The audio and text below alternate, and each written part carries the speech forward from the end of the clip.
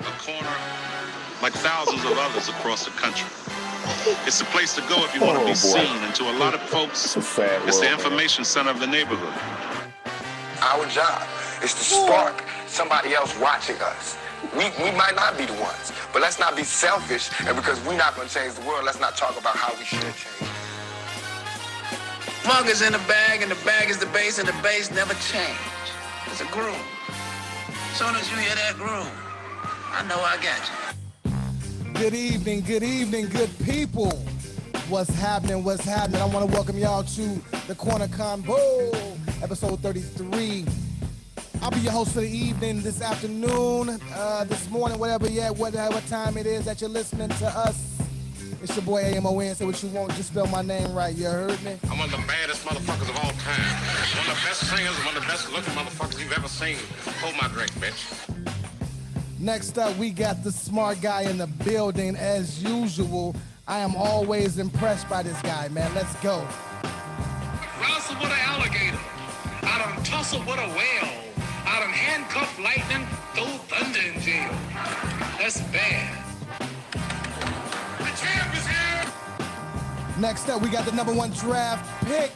AB, what up, baby? You got to do certain shit. It's just enough that people know that you know I go where I need to go to get it better. If you push my button, there's no telling what I may do. Stab you, choke you, bite you. I mean, whatever it takes to make a motherfucker stop existing. Next up, we got the most hated, the most tolerated. Your boy Dion Big Stakes. What's happening, my guy?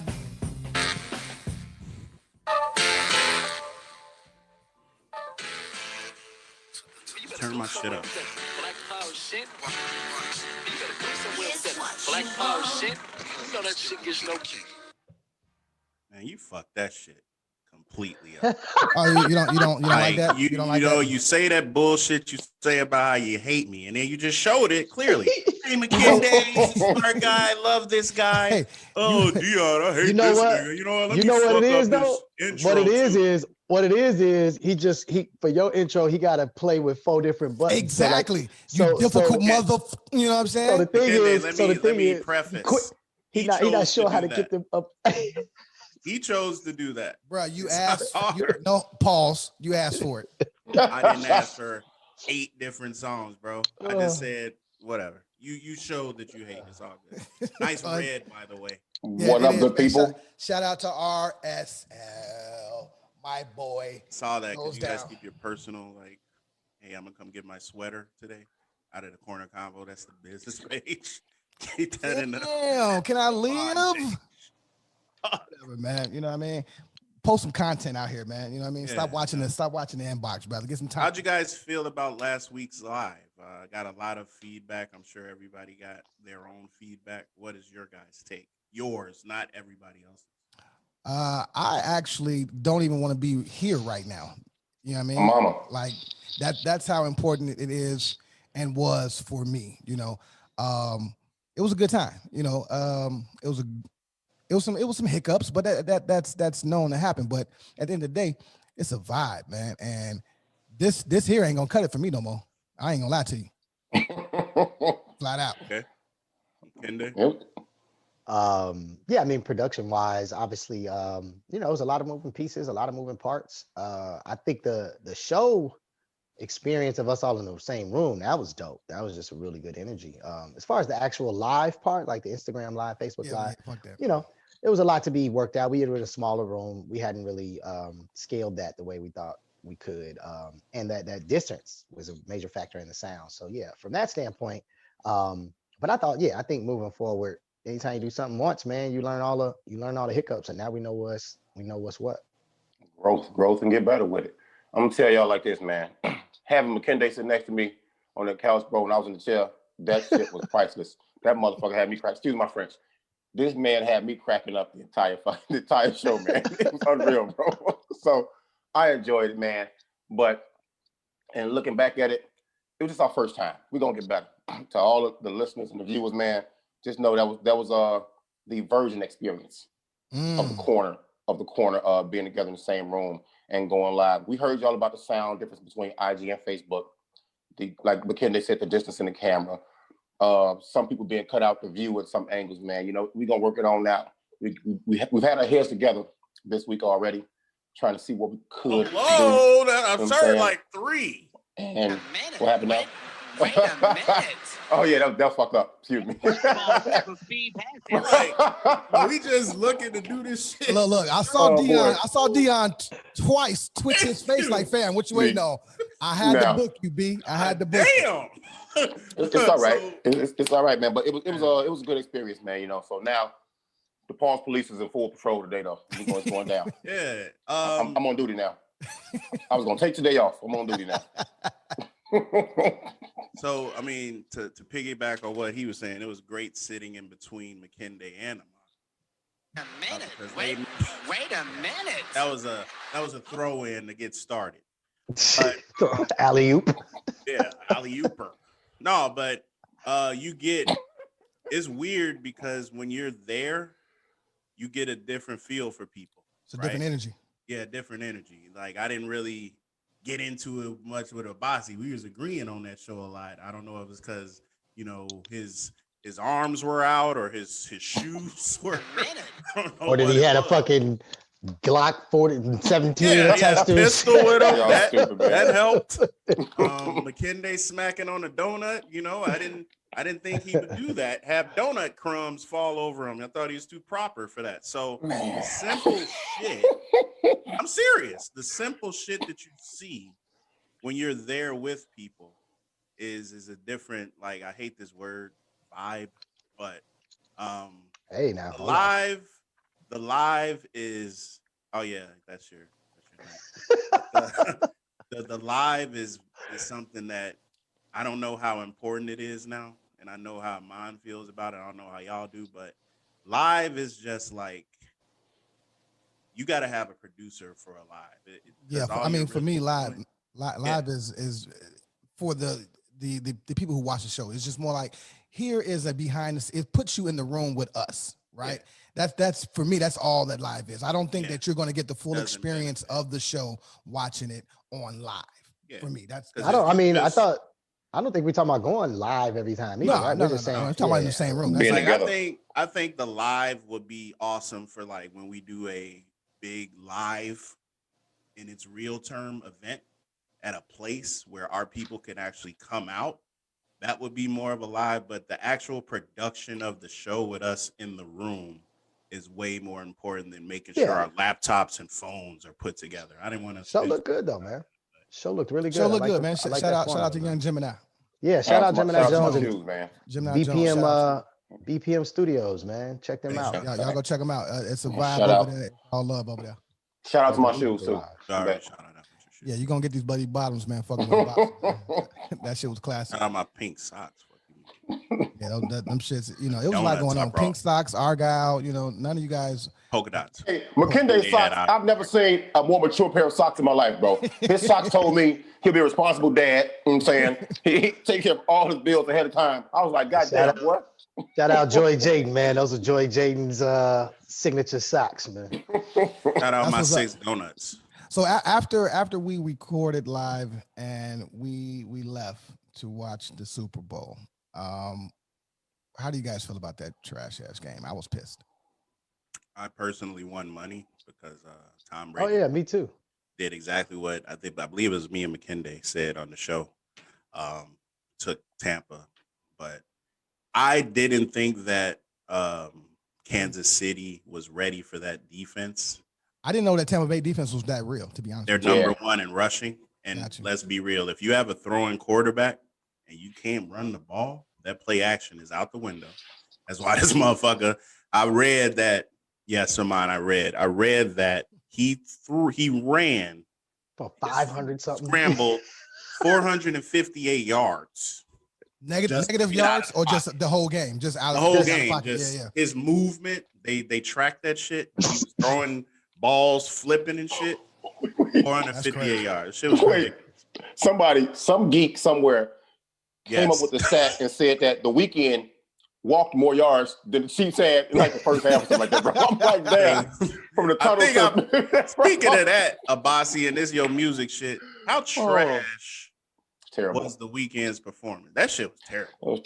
You know what? And I Y'all put that watch post that? up. I put it Y'all up on the watch corner. Yeah, Part of the Super of course.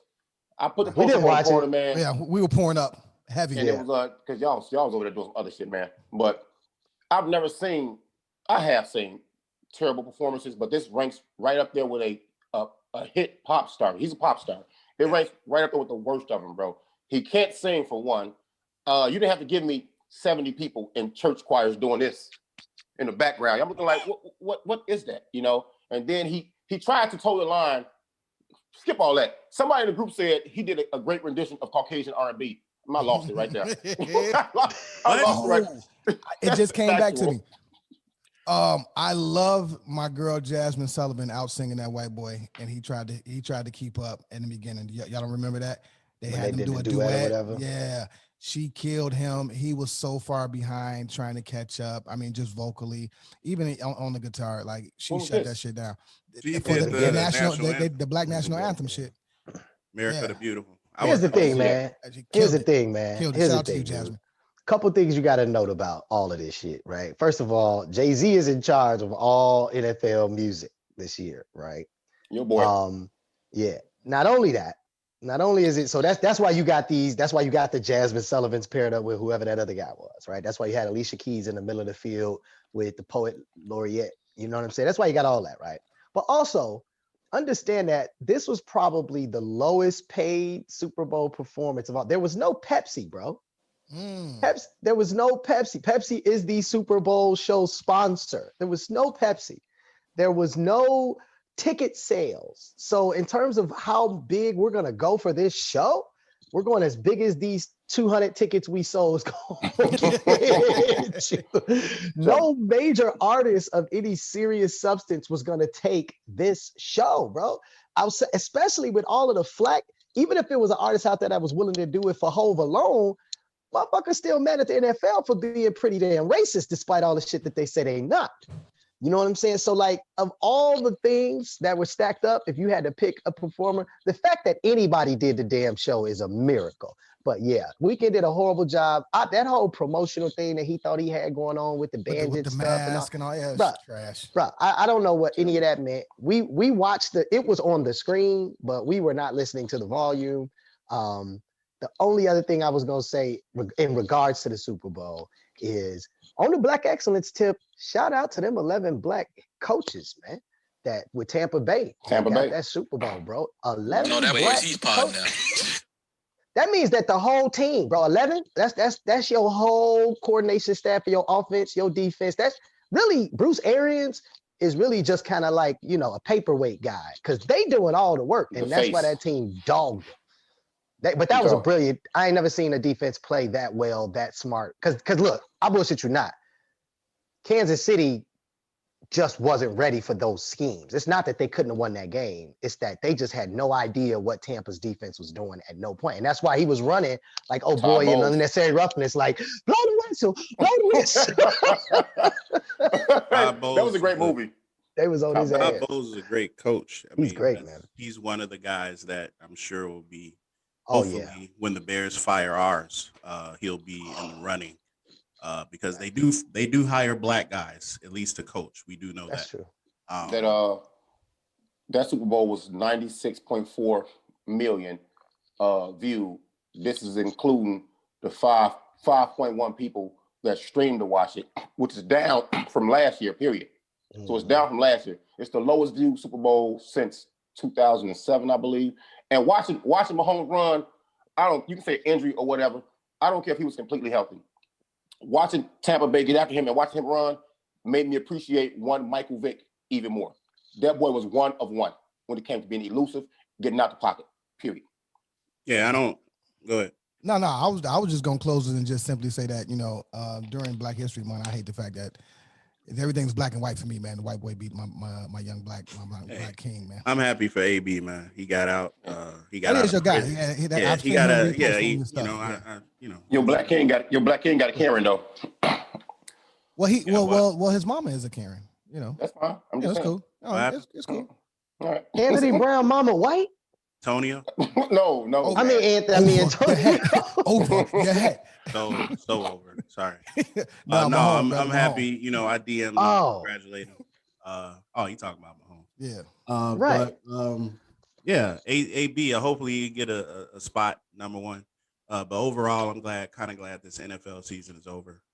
It showed me that it's fun to watch when you're betting, but when there's no fans, it's just a little. Look, Kende brought up Jay-Z earlier, and I gotta get right into my Black excellence. Him and Michael B. Jordan are producing a TV series about Muhammad Ali. Okay, so this is a Rock Nation and Amazon Studios connection. I don't know how much more we can learn about Muhammad Ali, but I personally never get tired of it. I'm going to say that, right? Because it's almost like, I mean, do you get tired of reading about Jesus? You know, and yes, right. yes. Yeah, that was a bad one. No, I'm just what was the purpose of that? Because you get tired of eating chicken wings. I got my real question is, other than the Bible, where else do you read about Jesus? It's a Google away. Fuck you mean? You Google Jesus? Get another term, bro. You brought the. You know what? Yeah. Oh, Jesus. You get tired of stuff, man. Sunday. He trying to preach on Sunday and shit. Yeah, man. We got chicken and biscuits downstairs after the show. Heard nobody say they Google Jesus. Oh, wow. That's wild, man. That was a good one. That was completely and terribly awful, bro. I can't believe Never they heard did that nobody shit, say man. I'm just saying. Okay, like, so it's almost like, how many times can they do a hip hop rendition? How many times can we learn about Pac and Big and that whole thing? What I'm saying is, I don't know how much more we can learn about it, but I'm here for it at the end of the day. So since you read, and I know I have to question this, is the show going to be a docu-series, or is it going to be actors portraying at this point? Portraying. I can't stand any more of these same old stories over and over again. It's like, I'm sorry, man. Ain't no more Harriet Tubmans for me. I agree, actually. They've done so many Harriet Tubmans, bro, that the last Harriet, she was psychic. She had X-Men powers, bro, leading them through the Underground Railroad. This is what happens when you start doing things over and over and over. It takes a very ingenuitive person, a person with a creative mind beyond belief, to tell a story. Ingenuitive? For the 1,000. Is that what we said? Ingenuitive? He said ingenuitive. Yeah. I'm gonna go with 9 on that one. Good shit. To hear a story for the 1,000 and first time and make it good, it's going to be some amazing production, storytelling, some good editing, detail, something we've never seen. They have to have a spaceship in Muhammad Ali's movie. They're going to have a ship, or so he had to be able to fly underwater or something, bro, for me to watch that. I'll take that word for that movie. I agree with you, Bossy, on this tip too. It's like you run the risk of the same thing that we see during Black History Month in every school across the country. You see the same 30 heroes. So it starts to get to this point where, so Black people only got 30 people that meant shit in the world, right? And granted, we've covered Muhammad Ali, and y'all know, everybody knows, right? That's tops on my list. So, but yeah, there's other brothers out here that we could be putting some of this production value behind that story. You know what I'm saying? People that we don't know about. You know what I'm saying? I think I just saw something. Didn't I see something posted that Netflix or somebody made a movie about the dude that created the first video game, the brother that made the first video game? I just saw that posted. I don't think I saw that, but I know exactly what you're talking about. I've seen a documentary on him. But just stuff like that. I agree with the Bossy, man. I think that it's time to open up some of these ranges, man, to see some of these other stories. The reason I put out the 4, I don't know if y'all familiar with the 4 Horsemen. They used to do like it's WWE. Well, Ric Flair, everybody. Yeah. Okay, Dion. It's like I'm talking about go into 4 dudes for a perspective. It's like when I and I'm talking about the corner. When I see stuff like this, I'm not knocking anything that they're doing. It's just like Hollywood is getting so lazy with their production, and it's like there's so much content and creative people out here that if you just send a person that you're paying $15 an hour for to just go research it, then you can get it. Like, perfect example, like when Dylan got the job with Nike, they sent someone out, right? nobody knew the fuck Dylan was, but he was on a billboard because they sent someone out to do simple research to find the person that they want, instead of saying, all right, let's just recycle the same motherfucker that's in the same shit every time. And that's what I feel that Hollywood does. They just recycle. Even with sports guys, like they'll just bring somebody that just retired and put him in a seat, and a person that went to school and did everything, or even is working his ass off personally on his sports shit, can't get a job because it's just full of former fucking athletes. And also, you got to think about what Hollywood is willing to greenlight. You know, some of these other stories they might not want you to know about because there's danger in educating the uninformed. It's danger to them, you know, and that's why we have the old guards that are there standing in the way, and they can tell you how black you can be. You know what I'm saying? How black is black enough, how black is too black. So you also got to be mindful and remember that part about Hollywood. Even about, well, it used to be this way with music as well, but now there's so many people can just get on their phone and iPads and create beats and put their product out, like we were talking about within the last show. We mentioned this. They can just do it that way. The music industry kind of can't stop it anymore. They had to get on board, but Hollywood is still holding on. Hollywood is like the fucking NFL, the freaking NFL.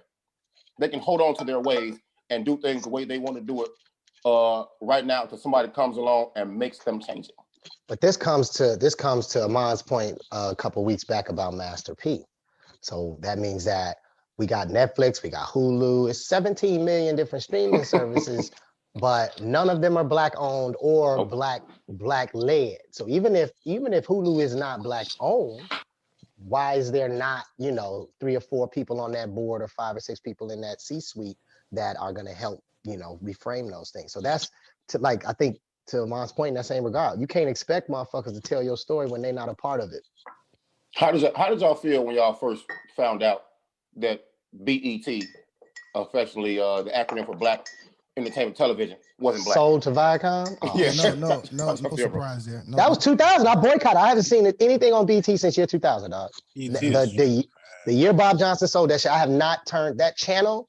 I don't know what number it is. I don't know if I have not seen anything on BT since I found that shit out. That was the saddest goddamn day in media. When did Uncut go off the air? That's when I stopped watching. Yeah, that had to be. I used to watch probably the year before. 2000s? Yeah, see, right. I stopped. Yeah, like 106 in Park and all of that, when they actually had shows that people knew about when Bob Johnson was running it. Yeah. Right. Only time I can't even tell you. Fuck is on BT. Yeah. Bro, when I have a black excellence, another black excellence point, man, that is very, very, very near and dear to my heart. So we lost my girl, my favorite teacher in the whole wide world, Karen Lewis, right? She took over the Chicago Teachers Union in 2010 all the way to 2018. So she had developed brain cancer and passed on Monday. And it hit different, man, because she was special, right? And in the sense that I'm at basically a predominantly all white school, and she was one of the black teachers there that made sure her students were good, especially her student athletes, right? I did some stupid shit in her class. She taught chemistry. And oh, you actually had Karen Lewis as a teacher? Yeah. I didn't know that. I did some dumb shit and she wasn't going for it, right? So she literally embarrassed me, took me out of the class and in the hallway and basically read me my rights, right? On some mother shit though. It wasn't like just scolding you because you're, I'm the pupil and shit. Teacher, student, yeah. It was more like, you are a black king and what you're doing is unacceptable and it won't happen here in my class because I see more in you than you see in yourself right now, right? And she said, I'm going to fail you. and she did. She said, I'm going to fail you you're done. She said, you're done. She said, but if you show me that you're actually trying to learn what I'm trying to teach you, I'll pass you next semester. So I took that to heart, right? And literally, it wasn't about chemistry. It was about the effort, right? Again, a predominantly white school, it's not that many. The black student body is small in comparison, right? And she cried. You know what I'm saying? Like I hurt her that bad, and that hurt me to even see her crying like that, right? So I came to class every day, you know what I mean? Learned as much as I possibly could. But again, she just wanted me to apply myself, right? Now, Karen, she went to Hyde Park. She was the only Black graduate from Dartmouth in 1974, right? In her graduating class. Her parents were educators. And when it hit, man, like we actually communicate. Even since I've left high school and become an adult, we've communicated, and I was going through some text messages and some inboxes, man. And it was tough to read, it was tough to read. And man, I love that woman like to death. You know what I mean? Like when I tell you second mom, I was just going in her class just to sit and chill after school, you know what I mean? And soak up her knowledge, like for real. And the crazy part is the coach that we laugh and joke about, Coach Lewis, no, that's Coach Sims I hated, but Coach Lou, that's actually his wife. You know what I'm saying? So really? Crazy, bro. Crazy. No, it's Karen. I mean, I didn't know that she was a teacher at Lane. I knew she was the president of Chicago's teacher union when she really came on my radar. I was teaching in high school, and she was leading the strike at the time. And just watching her speak though, man, so eloquent, she had that fierce, like you said, that mama, like I'll whoop your ass type of thing, but super duper intellectual. Like she was not just an angry lady. At all. She was passionate, and her reasoning, her arguments, her ability to make sense out of stuff when they were talking back and when I would see her in debates, she just made excellent points, and she was clearly listening to the other side. A lot of times in that union thing, it's just a lot of politics. You just disagree with the other person. But she was actually taking information that the city was putting forth and integrating it into her reasoning and her leadership, man. She was brilliant, man. She was really brilliant. It was definitely So she taught at Lane. I thought you talked about Newberry. No, Lane. Oh, I know Lane was predominantly white. Hell yeah. He said, Lane was predominantly white. Well, you know what? Yeah. White and Asian, and Latinos come in third back when we were there. But back when we were there, you had kind of like the hood of all hoods from every side of town going to Lane, outside of the white community, white population. That was like getting out of the hood. If you made it to Lane as a Black person, boy, that was it. That's how, man, that's it. Think about it. A lot of cats, Sherman the man went to Lane Tech. Godfrey. Big head, bro, it's like that, bro. So did y'all have to live by there? No, but it's a selective enrollment school. Oh, I didn't know that. Sorry. Thanks for the more explicit. So Amon's story just made me think about how much is missing in the educational system now with teachers like that. Teachers use CPS as a springboard now to get to and go to better places. So when you run across teachers like her, they care. Like my mom and dad, they care. Like my son's mom, who actually enjoys teaching and fights for her kids, things like that, even when the parents don't want to fight. It's amazing, man. It's refreshing. And these kids, they need that. Nowadays, they need that more than ever, man. That's what's missing a lot of times. All right. Just direct his finger. Go ahead. Do it again. No, you good. No, I'm fucking with you. So yeah, I mean, and actually, she was before she got sick, man. She was thinking about running for mayor, man, and I believe the city would have got behind her, and she would have won that thing, man. Yeah, she had a lot of support, man. She had a lot of enemies, but the enemies were the right enemies. Yeah. When you have the enemies she had, you were doing something right. You were doing the right thing. You were doing something right, man. Those were enemies out of fear. They were her enemies out of fear. Yeah, I mean, she had a vision to build a public school system as it was envisioned by the civil rights activists who pushed for school desegregation. You know what I mean? And she was just for the people. You know what I mean? As corny as that may sound, but it's factual, right? And for me to be able to speak to it, and I know I'm not the only one that she touched. As far as like touch my heart and like literally shifted my paradigm. You know what I mean? I'll show y'all some inboxes, man. I don't want to share them on the air, but I'll show y'all and go over some things with y'all, man, and just show you how dope she was, as an individual when she didn't have to be. Right.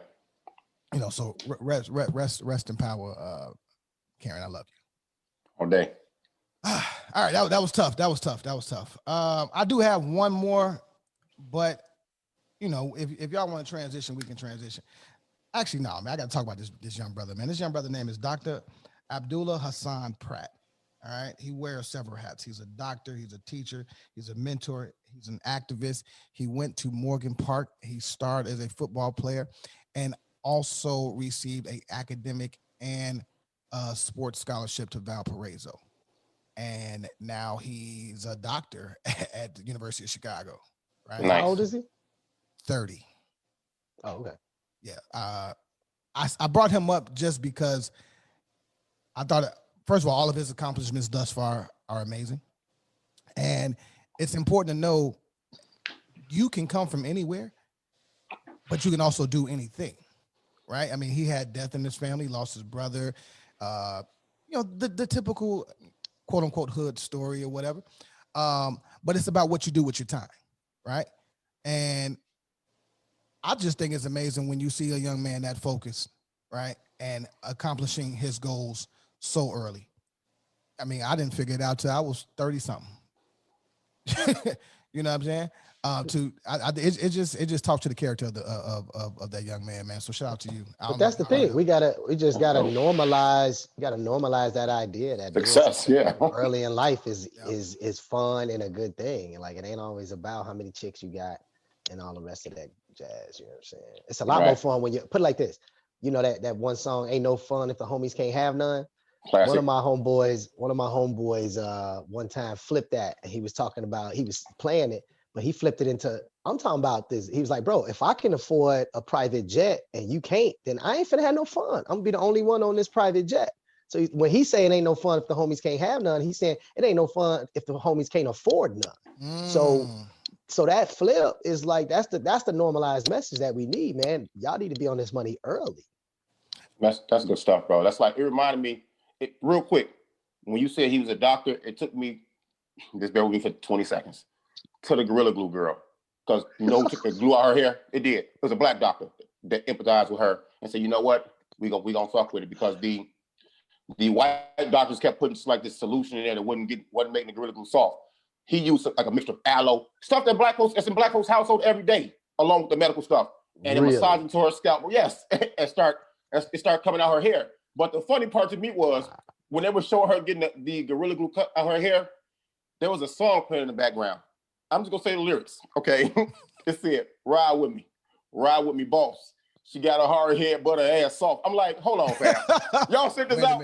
It was French Montana. French Montana and Sway Lee. I'm looking like, dude, this is so black. This is so black. It had me laughing, bro. Yeah, that's definitely some black shit. I want to go ahead and toss it to you, brother Abasi. And if you're listening in Chicago, they got rid of the FOP president, and I know some shows ago. I can't tell you what episode, but go back and listen. Abasi actually brought this up, just in as a comment and how bad he is or was. Can you just shed some light on how that helps, hurts, or whatever? What's your insight as far as getting him out of here? It's a step in the right direction, man, because this guy embodies everything that is wrong with law enforcement in Chicago and probably nationwide to begin with. He's brash, which is not a bad thing. He's bold, which isn't a bad thing. But he's those two descriptors. He's those two describing words for the wrong reasons. You know what I'm saying? For the absolute wrong reasons, man. He's a Trump supporter, which I don't really care about. That's fine. But he came in office. He got elected while he was stripped of his police powers. How, fam? Yeah. How? So it's only fitting you leave out the same way. Exactly. You leave out the same way you came in. He fought Lori tooth and nail so much about the city, bro, that he did nothing for us. He did absolutely nothing for us, you know what I'm saying? And you had cops saying, well, at least he fighting. He's standing up for to Lori. Cops like, our man's the COVID. Cops like, my cousin Rod said this goofy shit, bro. And I immediately got on their ass and got pause, got on their head. Pause again about this. Fam, you can't, if you need somebody like that fighting for you, I don't need it that bad. I don't need it at all, dog. You can keep it. I'll deal with what I got, man. The thin blue line was exemplified more than ever under his rule, because he had a rule, bro. And a scarier part about that was 50% of the people voted for him to get him in there, which means 50% of the people on this job thought the way he thought. So you when you got pulled over, you had a good chance of running into somebody like him, just like him, bro. It was goofy, man. He has a despicable view of women. He has a despicable view of people of color, all people of color, unless you got a vagina between your legs. Then he'll rock with you, but he's a man, so he likes vagina. I get that part, but you still trash as hell. One of our guests, one of our viewers, one of our members of the podcast page has more dirt on him than we can imagine. I'm not gonna out her, but we all know who it is, man. Well, Amon knows who it is, but you two may not. But I'll tell you guys after the show, man. He's a terrible person, man. He's the reason when they say cats like him got bullied, people get bullied and they get a police badge to get revenge. That's him. That's him, bro. All that, man. It's a step in the right direction, but even though he's leaving, the people that feel like him were exposed, but they're still on the job. So where we at now? You know what I'm saying? And like I said, the people, like I said last show or 2 shows ago, it's the devil, bro. I don't care if we never get still the devil. It's still the devil, bro. Hey, Dion, I'm wondering, like, your mom's was a cop, like she had to be. How long was dude around? Was he around when she was there? He had joined the year that she retired, but she has a lot of. She still is in the area of responsibility, and she knows a lot of people. So I called her, FaceTimed her, and she.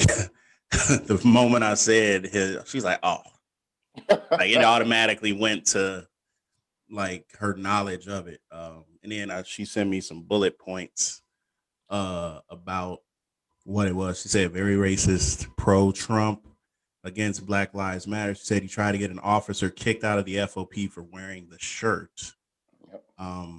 Took down, I don't know what's this, do you know what a Second City blog is? I don't know what that is, but all right. It was full of racist comments. He was fired, suspended from the police force, no longer there. And then he's still the FOP president as of now. And he gets a lot of his personal feelings involved, particularly when it's about Donald Trump. My whole thing, because I'm not obviously in that FOP, but I didn't know he was voted. So there has to be a few people of color that actually voted for this mother. Lots. Which is one and the same, the issue, because, he has to get voted in. So that means some of them are voting this dude in. So it's that conversation of when you become a cop, you become blue. Yeah. Right. And I think that a lot of people, unfortunately, have fallen victim to that mentality. Honestly, it's not just in police force. I mean, my whole take on, what was his name? Costanzas or some shit like that? Like Catanzaro. It was John Pussycat. Fuck back. Right. Right. The moment that threw me was when they was taking down the Columbus statue, and bro was out there with a Trump shirt on, jersey, and literally like ready to fight. I was like, you are the head of the Fraternal Order of Police, and you are out there like you run the block. Like, you out there like ain't nobody running up on my statue. That was outstanding to me. But this happens in other professions too. This happens in when we talk about corruption in any form, in any industry, comes from the internal politics of we gotta protect ourselves from everybody else. And so that's when you start finding yourself pushing that line that you wouldn't normally cross, that probably ain't all good. And it happens with teachers, it happens with, you know what I'm saying? It happens with everything. So I'm just happy to see dude is gone, man, because we got enough problems in Chicago as it is, as it pertains to police relationships with people in the city and all other stuff. And having a dude like that at the head of the joint is not helpful, man. It just another thing though, bro, is this guy. It still blows my mind that he got voted in, because he has a history of filing false police reports against other police officers. Eddie Johnson, bro. He filed a report against Eddie Johnson, dog. Eddie booked himself though. Man. But Eddie booked himself though. Eddie booked himself. Eddie did on a different note though. Y'all get that. Eddie stood up for the people. What he believes in. Was it a stop sign or a stop light? Joe, this man. If anybody took actions that were pro community, John Coochie Cat was against it, bro. And he filed a report against. Yeah, that's what I call him. John. He was against it, dog. And you don't need a cat like that represent anybody. Just like in the Van Dyke trials, the Jason Van Dyke trial, man. I actually stood up repeatedly in roll call, was like, I don't want my union dues paying for this dude lawyer. Those are my union dues. I'm paying my check. I don't want my when you become FOP president, the taxpayer no longer pay your salary. The police pay your salary now. I don't want my tax dollars paying for this mob. I'm glad he gone, bro. You worthless. You did nothing for me. You did everything against me. Black, white, Asian, Hispanic, bro. I don't care what side of the fence you stand on. He did absolutely nothing for us. Nothing. Yeah. And now he's gone. We're in the same place, 4 years removed from a contract. We know closest having a contract today than we were 4 years ago when it expired, dog. This is stupid. Yeah. Well, fuck him. Get him out of here. We're gonna move on. Good riddance to you, brother. Let's just do better as a people, man. Get the right people in the right positions of power. Let's talk Black history, man. I'm not off of that. We have 2 weeks left in this month, and I want to just keep it going for the entire year. So I want y'all to take a mental note. Like, we're gonna just do some Black every day. I feel like we do that already. I don't. Yeah. No. But I'm just throwing it out there, throwing it in the world. What?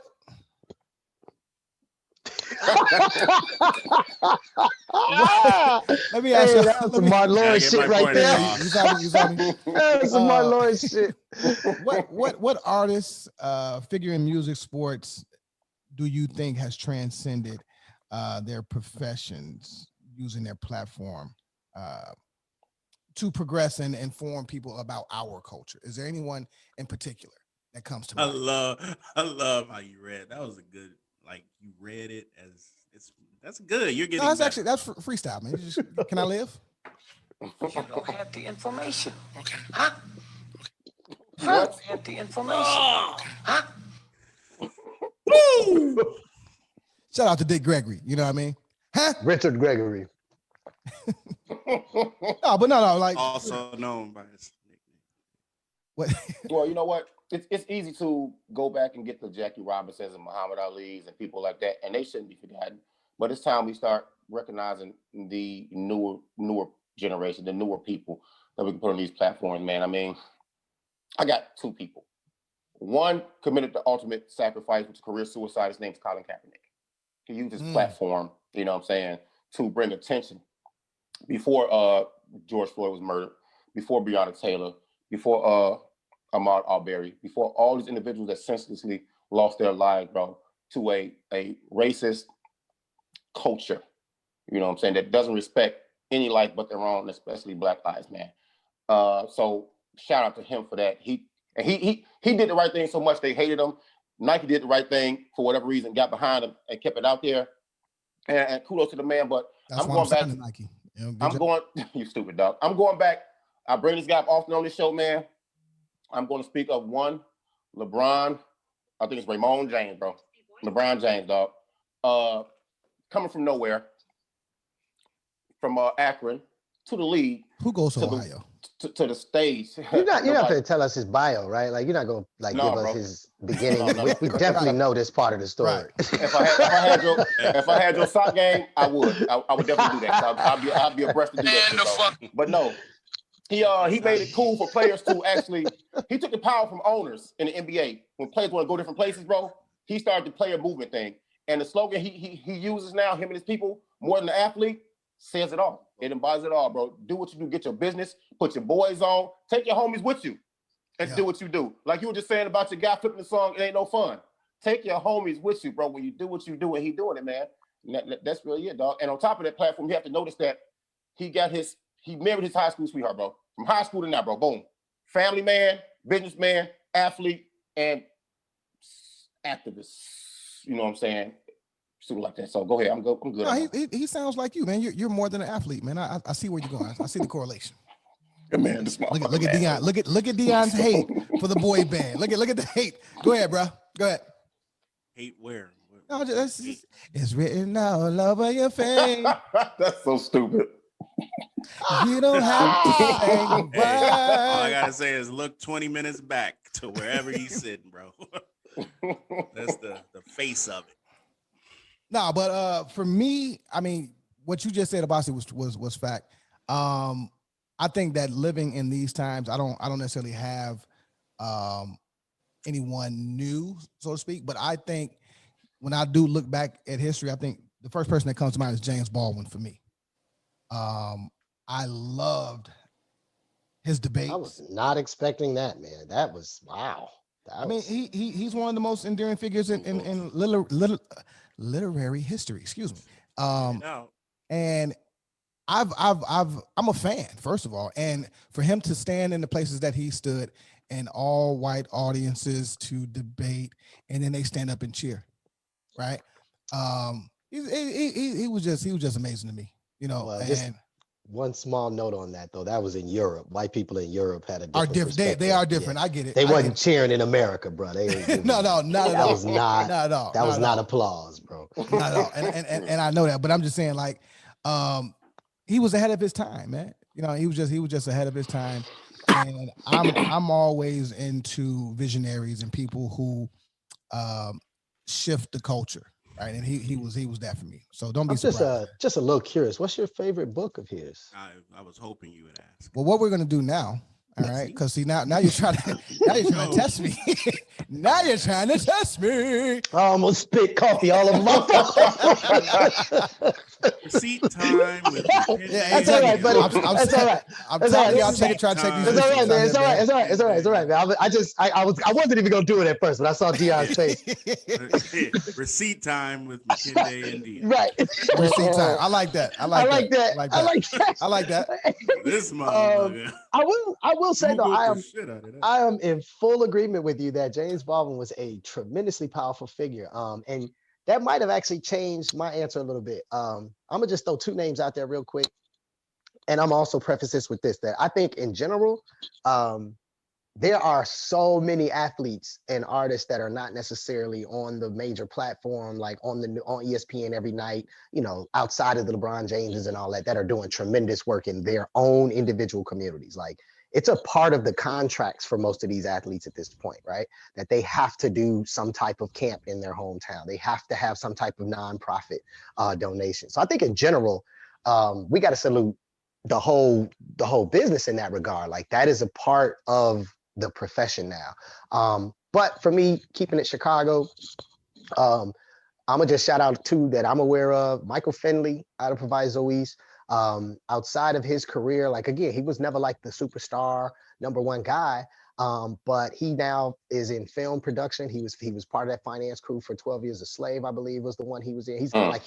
He's constantly helping other artists and other athletes get involved in larger business, right? And so I just think shout out to Mike Finn, but also Hakeem Matabuti, which I think I've brought up once before. You mentioned him when we talking about the CPS schools. Yeah, him and his wife run Betty Shabazz charter schools here in Chicago, but he gave up his career to start Third World Press as a poet, just so that the Nikki Giovannis and the Maya Angelos could have somewhere to get their work published, because white publishers. Kudos.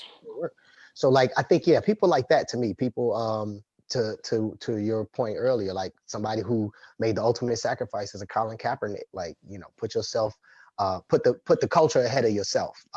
But yeah, I think in general, man, it's a lot of cats that will never get their salutes. I mean, shit, Walter Payton, you know what I'm saying, did all kind of shit. And all they talked about was his touchdowns, you know what I mean? So I think it's a lot of cats out here doing way more than we could ever imagine. Yep, facts. Man, that was dope. Speaking of Walter Payton, the Walter Payton Award winner this year, Russell Wilson, has done a lot more than a lot of people are aware of. Exactly. He gets a lot of hate from corny ass dudes because he's quote unquote proper, which is annoying as fuck. Always has been all my life, but he is very much for the culture. And also, I'm gonna recognize something that McKinday said, where people aren't, first of all, in Chicago, and people that aren't getting their just due and then just doing it because that's what they do.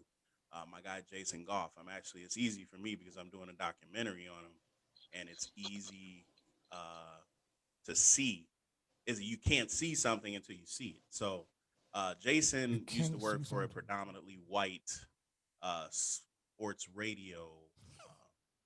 I want to laugh. Something funny. Fuck is funny. I missed it. Yeah, I missed it. Yeah, I'm so gone. Cornball, man. Actually, you know, I'll talk about Jason in another show. No. I know. I like you. What you said. You can't see something until you see it. Bars. That's it. That's it, bro. That's it. You should have saw the wheels turning in his head, bro. That's what I was laughing at. Yeah. Go ahead, man. Shout out to Jason Goff, man, and what you're doing. I mean, I think he's dope. So continue. I'm sorry. Missed it. It's all good.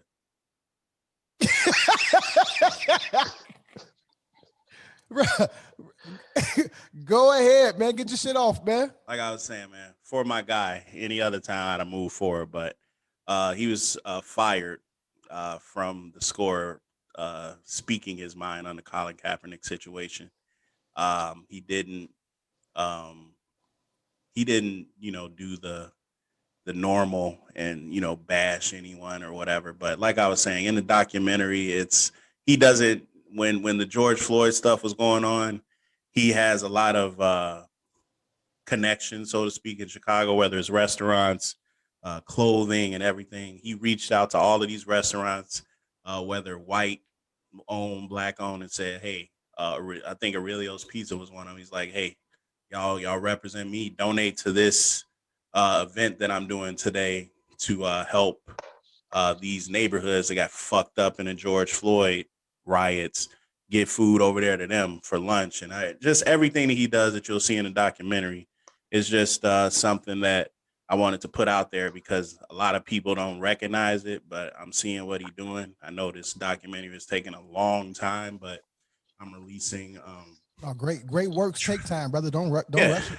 I'm releasing the trailer actually today. He ain't seen it, so I'm interested to see what he thinks of it. But it's just a quick teaser, actually, I'll say, and then after that, we're gonna do a lot more. But he's doing a lot for the culture, and I wanted to represent him. Yeah, man, you got Chance the Rappers, you got the Astor Gates, you know what I'm saying? You got a lot of cats, particularly out of Chicago, man, that don't just take, you know what I'm saying? They don't just take, they put back. Yeah, that's what's up. So shout out to all our kings, our queens out here, man. Megan A. Mark. Hey, sugar. It's my niece right there. Love that little pretty little girl. Right hey, low key, this her third straight cameo. I'm gonna just throw that out. yeah, he thinks he's slick. No, he ain't doing it. She definitely making sure she get her little camera time. Oh, for sure. She just like her daddy. What you mean? She meanders her way. She meanders her way across one way. Real basic. They don't pop her head back. It'd be funny, bro. Yeah. How much we giving? I'm giving 11 for meanders. I like that. 11. I mean, I'll give you 11 if you spell it. I'll give you 11 if you spell it. I'm not gonna do that, bro. Exactly. Look at the receipt checker. My name is Abasi Thompson, and I'm 42 years old, and I do what I want to do. Okay? Exactly. All right. Exactly. I do not succumb to peer pressure. Okay, it's okay. So yo, wow, man. that was this week's Talking Black Excellence, man. It was elongated, but well worth it, and I hope y'all enjoyed it because again, when we get together, we talk about that, man. We can go on for hours and hours and hours and hours and hours. But we love being black. Yes. Yeah, exactly. Go somewhere with that black power. Hey, look. That might be one of the greatest lines in the movie, dog. it might have to be, bro. That was hilarious. So. Look. So my boy, man. This my youngin, man. This my young boy, man. I've been happy to see his maturation, right, over the years. My boy Jamal Burton, man. He when Dion threw out the comments, you know, hey, can you guys? That's how I said it. That's how I talk. In my mind. You know, if I gone too far, let me know. Yeah, I'm sure your protection agency feels that way, but yeah. Everybody that imitates your voice kind of sounds like that. Yeah. They do, bro. They do, man. Yeah. So why y'all laughing so hard, bro? Stop it. Because that's just funny. Y'all instigate, man. Fuck out He here. ain't instigating You shit. said it. Stupid, man. You Stupid, I'm man. saying regardless if they instigated it. You said it. You said it. How you gonna put that on us? Came out of Hey, you. look, man. Dion got his hat broke to the left, man. It's all good, man. We'll work it out, man. We'll figure it Should out. have broke it to the All left, day. man. Y'all stupid, man. Oh, motherfucker. Let's just say y'all stupid to make it look better. Right. Okay. So yeah, Jamal Burton, man.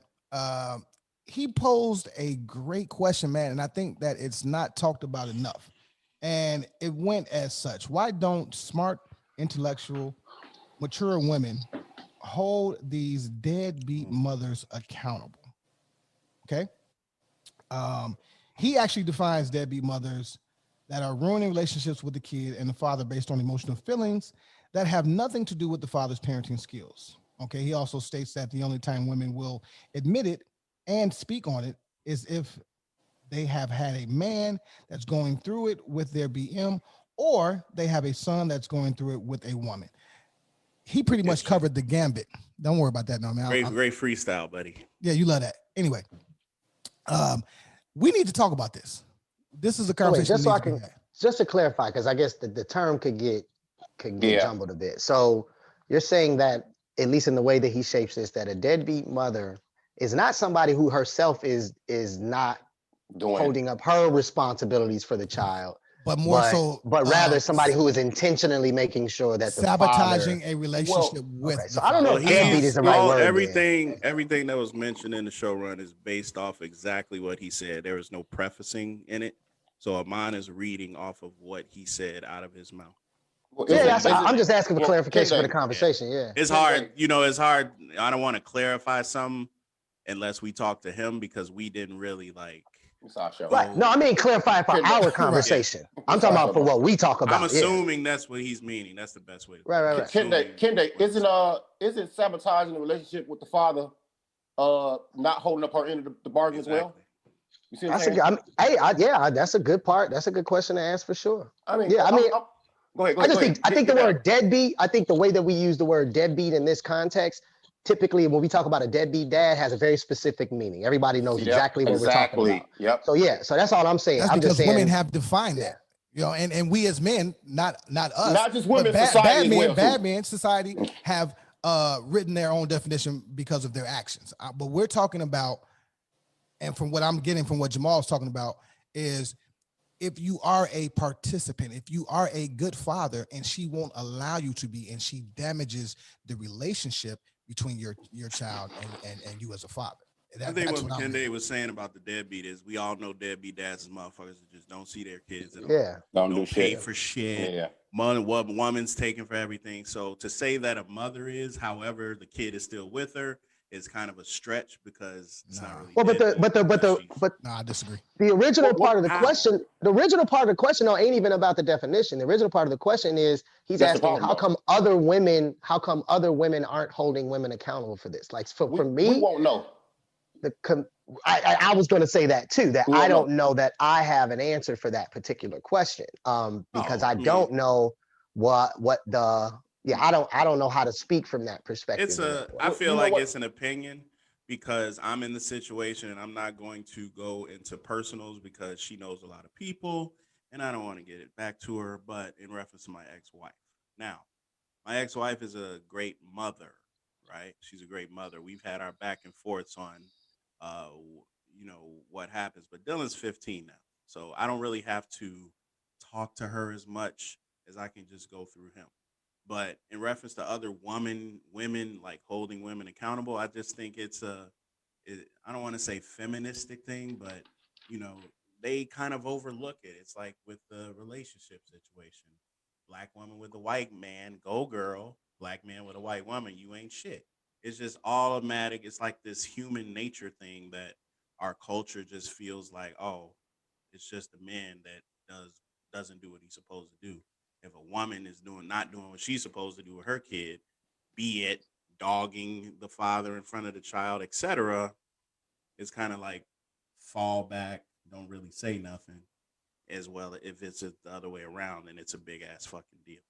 No, because I think also that maybe there are so many hurt women that are now single mothers and they've made bad choices in who they chose to be as a father, right? or chosen for their father, the kid's father. My thing is, as a man, you can't be my guy and you have kids and you don't take care of them. I'm holding you accountable. Like, fuck out my face, my G, because we have nothing in common. We have nothing in common. I'm saying, is this the same culture for women, right? If women are in the same room and they're not with their, I hate the term babies, daddies, but if they're not with them, are they just ganging up on men and saying, hey, look, yeah, mine does this, or are they holding each other accountable and saying, well, why are you doing that? This is how you can handle that. I'll say this. The three of y'all all have kids. So y'all kind of have like actual personal experiences behind this, right? Like, I don't have kids, but I've definitely dated women, particularly over the last 10 years, that have kids and they're not with the father, right? And I will say that in my experience in meeting women's friends who have children and have the baby daddy situation, right? Whether it's good, bad, or indifferent, it is definitely a conversation. I've rarely been in that room where she's around her friends and the baby daddy comes up and there's not an actual discussion about it right now. As to whether I would actually venture to say women do hold them accountable, at least as far as my experiences, right? Because there are women who it's a natural reaction when you are upset at somebody to just blame everything on them, right? To just pour all the blame out of one little thing, whether it was, something didn't go right, and so now I'm gonna blame everything on you, right? That's a natural anger reaction, especially when you're around your support system, like your homies. Now, I've been in rooms with women where they will say, but you did do X, Y, Z, but you can't say X, Y, Z and then do X, Y, Z. It's men though, like I've seen them just wholeheartedly be like, yeah, you're right, bro. Like, and not qualify that, not be like, nah, fam, how you gonna say that when you didn't do X, Y, Z? I think it's more likely men that don't hold men accountable in that situation than women, at least in my personal experience. Interesting. Yeah, I'm going here, bro, because someone isn't made aware or isn't informed about certain actions, bro, it doesn't mean it's not happening. We fell into this place in society where if something isn't public, it just don't exist. And that's not freaking true, bro. You know what I'm saying? Because I look at it like this. Once a woman, if we're going by Jamal's definition of deadbeat woman, once a woman starts to exhibit these behaviors that are detrimental to the child, to the father's relationship with the child, bro, there's no intervention that can help.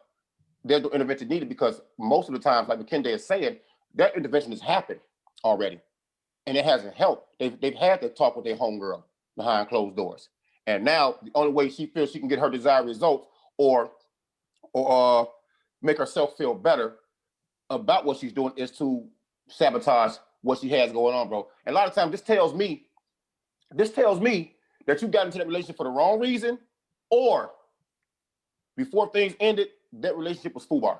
You know what I'm saying? For those that know what that is, it's effed up beyond all repair, bro. You know what I'm saying? He got Lamina, FOOBAR. What are y'all getting these mother acronym time? Change, man. I hate Lamina. I'm gonna start saying laminate, bro. I don't like laminate, FOOBAR. You know what I'm saying?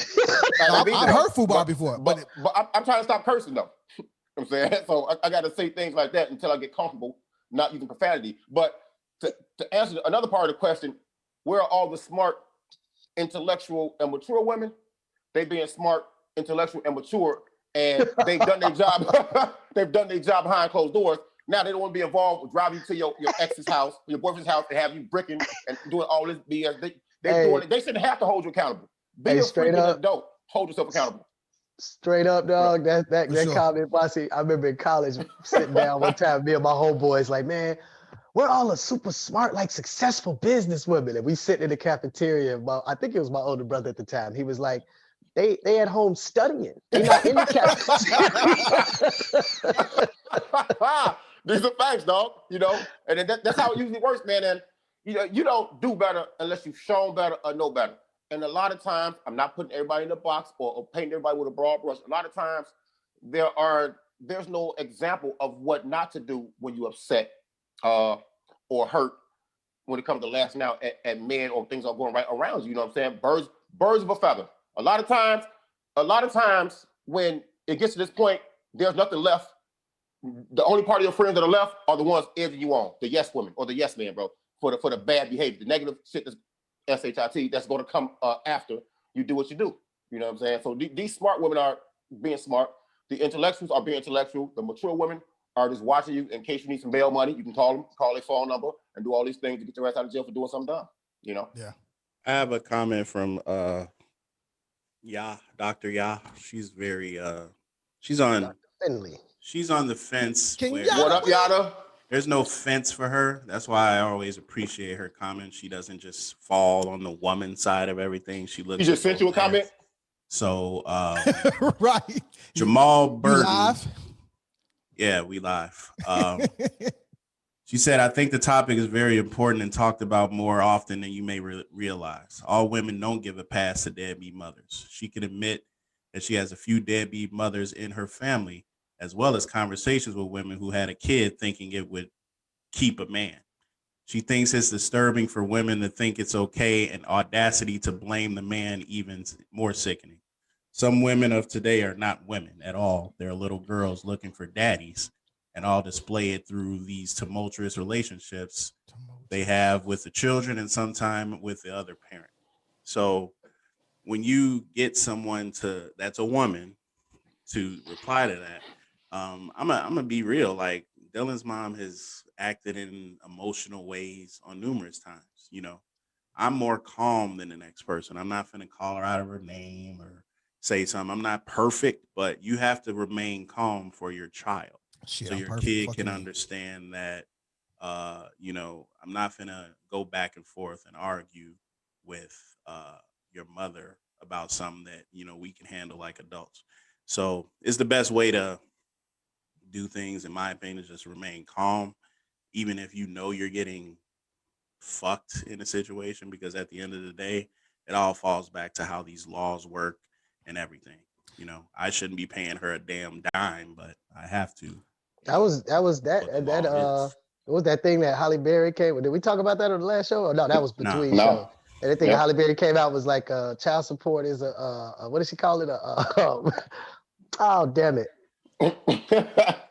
Yeah, what did she she say? basically said it was it was like a setup, like it's ridiculous. Embezzlement. She said child support is We basically have another embezzlement. cameo from It my is. other daughter. It Excuse is. me. It is. Excuse her. Here's the thing. I like the term accountability. At the end of the freaking day, men, watch who you give your nectar of the gods to. Okay, it's just not for everybody. What's that? Nectar of the gods. It's just not for Dog. everybody. That talk. is Make the sure real you use message. the though. old one. Yeah, no, that's these are real thoughts and real talk. You out here just shooting the club up. You just out here reckless, and then So much fun. Go ahead, though. and then you can't get mad because this woman is bashing you because you were just reckless. You wouldn't have these issues in the first place if you would just take care of self, right? You got to hate yourself to impregnate 5, 6, 7 different women, in my opinion. Like, this is just stupid. You got multiple baby mamas. You haven't locked anybody down. You just out here every chance it's But you gotta irresponsible. realize, bro. Why you we gotta dragging realize. dudes? Why we dragging dudes right now over a deadbeat mom situation, though? Question. Because he's pandering. No, I'm not pandering, my guy. I'm telling you that at the end of the day, you men, It's gonna be you that pay for it. You got it's if you going don't to want to be have a me. deadbeat mom, right? If you don't want to have a it's deadbeat going mom, to be me. right? They can't get pregnant without me. And it's what I'm saying. So you have to hold yourself accountable when you shooting the club up, bruh. I'm gonna go back to what Abasi said, bro. There's no reason there's- for her to exactly. be. I agree with your There's mom no all reason for her the to be an ass. Y'all can agree all you want to. There's no reason. Okay, mistakes are made. My fault, Dion. Accidents happen. No, you saying what I'm gonna say? You know what I'm saying? Yeah. There's no reason for you to act a donkey. You don't have to act a donkey because you're mad. You don't.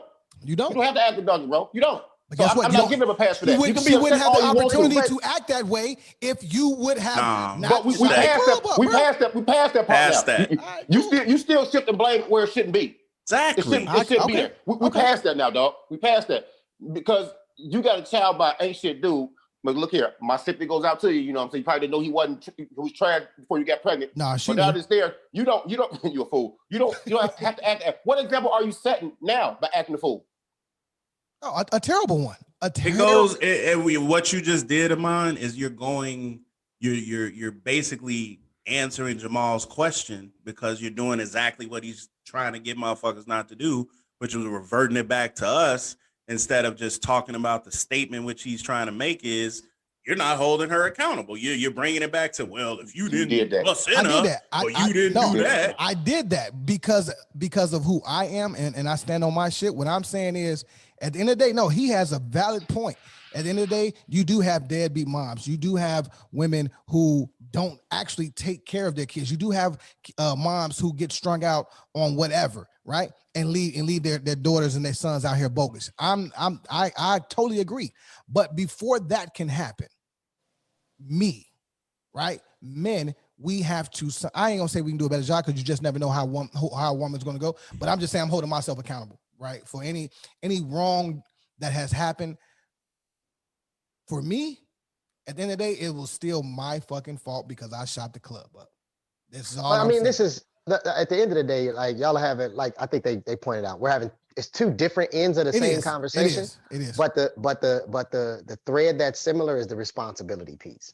And at the end of the day, however you had the child, whoever's responsible, whoever's deadbeat, the responsibility is still there for the child. And I think that's the biggest part of this conversation, whichever side you're on, is that it should be about the responsibility of the child and not you. And that's where the shit gets fucked up. I shouldn't say nobody. Always gets fucked up because they forget about what it's about. And I'm just using this as an example, if I need something for Lila, I mean, we're obviously married, but if I need something for my child, and I need your help on it, why can't you do it? My whole thing with what Jamal is saying, it breaks down to this. These women get into their little group or whatever, they go out or do whatever, talk to their girl, and their girls are just gassing them up even more.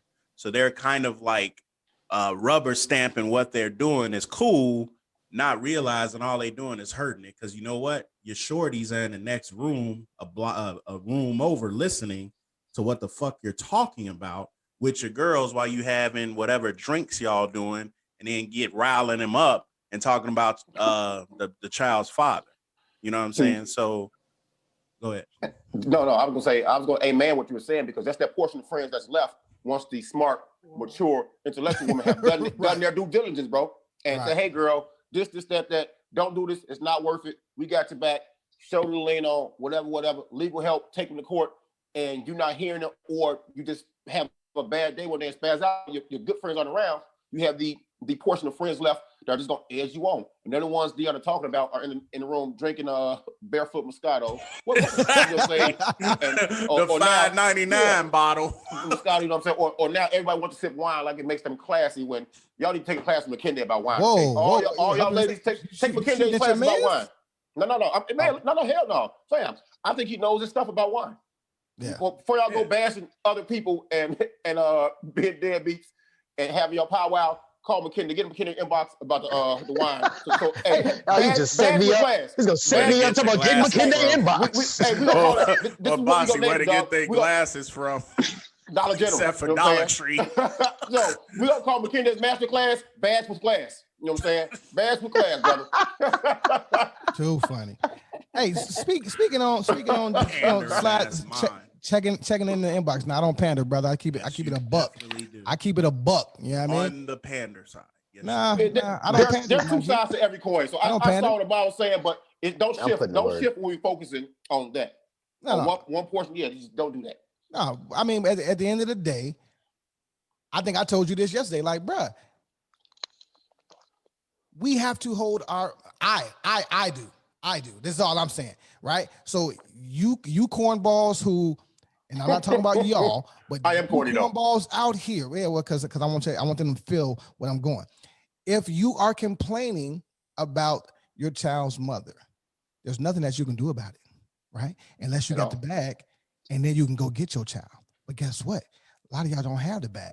So now you got two mistakes. You didn't shot the club up. She can run the entire relationship, and now you mad. It's not nobody's fault but your own.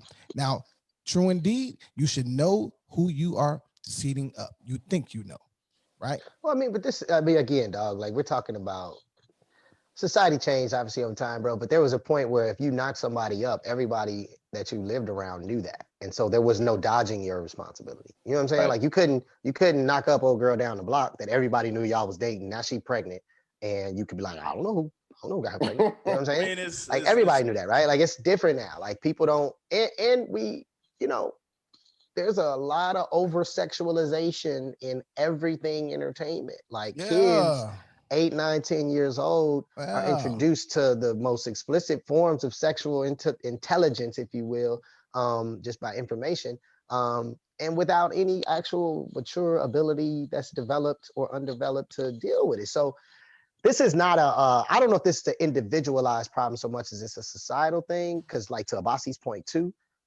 we tend to support certain stories in certain spaces and we don't support other stories in certain spaces. When it's your sister, we support that differently than when it's your brother. You know what I'm saying? And I've seen this happen on both sides, gender-wise. Like I've seen this go down with young men, and I've seen this go down with young women in my family. So I don't know. I think I don't think there's a right answer. Let me say it like that. There isn't, because everybody has their definition. Mine has his definition of who takes care of their kids. Some people might think money is a way. Other people might think of what I do with my kid. Everybody has their own definition of how a kid is taken care of. You don't got to that's what it is. But if you, that's the argument. It's about value system. Yeah, like the bag, such as Amon said, if you're dropping that bag to her every month, are you really taking care of your son? It's the value you system. don't see him at all. Yep. You know what I'm saying? Oh, I pay for him. Come on, man. It's just like, to me, to be a father, especially right now, my son is 15. He needs his father in his life. He's 15. That age range is like, I wasn't there for you, and I apologize. Everything. I see what happened. Done that before. You know, it works again. It didn't work. It works again. That was actually a good one. It works again. It works again. It was timed right. It was timed exactly. Right. That's what Deanna is saying, though. The definite time is right. You know? That's what Deanna says. It's the old argument of time versus money, and like McKinney saying, the value system, bro. You know what I'm saying? Some people want you to spend time with your child. Some people want to spend time with their child, but some people are career driven and career oriented, and they don't have the time to spend with their child. And maybe the other parent doesn't understand that, so they compensate for not having the time by money. For a long time, this is me in my fatherhood. Love my son to death. Got pictures of him, me and him together, doing from the bathtub, you know, to potty training, to me putting his first CD in the radio. The CDs were out in the radio, and all this, bro. I had time. Your son 30? He act like it. Hey, that Killer Cam act like it, bro. But once I start working too many jobs, I didn't have time. All I had was money. I had money to send. Let me pay for the haircuts. Let me get them this. Let me do extra that. Dad, come get you on the weekend. Weekend come up. Now I'm doing stripper shut-in, security for stripper shut-in, bro. Getting extra money, doing all kind of odd jobs, extra money. I just don't have the time. So I had to find a balance in that, man, before I ruined a relationship and made someone else better toward me. So yeah. No, that's a real thing. Hey, Abasi, you are in my opinion, the Facebook king, right? Prior to us starting this podcast, I died laughing at a lot of things that you post, right? And just your psyche on things.